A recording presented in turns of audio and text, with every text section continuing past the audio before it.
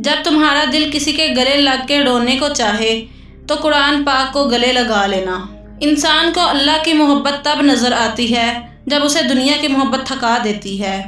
اپنا کردار بنانے میں اتنا مشغول ہو جاؤ کہ دوسروں پر تنقید کرنے کا وقت ہی نہ ملے۔ اپنے جسم کو ضرورت سے زیادہ مت سنوارو، اسے مٹی میں مل جانا ہے۔ سنوارنا ہے تو اپنی روح کو سنوارو، کیونکہ اسے رب کے پاس جانا ہے۔ جب میری دعا قبول ہو تو میں خوش ہوتا ہوں کہ اس میں میری مرضی ہے، اور جب قبول نہ ہو تو میں اور خوش ہوتا ہوں کیونکہ اس میں میرے رب کی مرضی ہے۔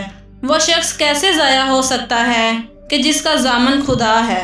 دوست کی غلطی ریت پر لکھو تاکہ پانی اسے مٹا دے، اور دوست کے احساس پتھر پر لکھو تاکہ اسے کوئی مٹا نہ سکے۔ اچھے لوگوں کا تمہاری زندگی میں آنا تمہاری قسمت ہوتی ہے، اور انہیں سنبھال کر رکھنا تمہارا ہنر۔ زندگی کے ہر موڑ پر صلح کرنا سیکھو، کیونکہ جھکتا وہی ہے جس میں جان ہوتی ہے، اکڑنا تو مردے کی پہچان ہوتی ہے۔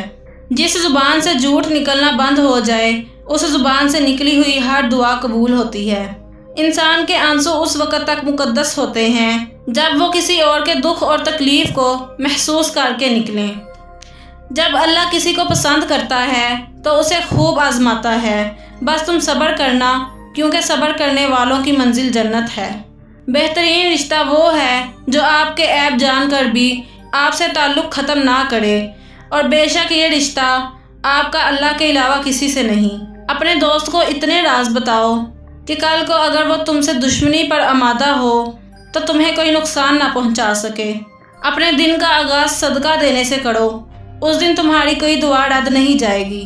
ساری دنیا کے سارے لوگ تجھے اپنے فائدے کے لیے چاہتے ہیں، صرف تیرا رب ہی ہے جو تجھے تیرے فائدے کے لیے چاہتا ہے۔ جو تمہاری خاموشی سے تمہاری تکلیف کا اندازہ نہ کر سکے، اس کے سامنے اظہار کرنا صرف لفظوں کا ضائع کرنا ہے۔ کسی کے برے کہہ دینے سے نہ ہم برے ہو جاتے ہیں اور نہ اچھے۔ اپنی زبان سے ہر شخص اپنا ضعف دکھاتا ہے، دوسرے کا عکس نہیں۔ پسند اس کو نہ کرو جو دنیا میں سب سے زیادہ حسین ہو، بلکہ پسند اس کو کرو جو تمہاری عزت کرتا ہو۔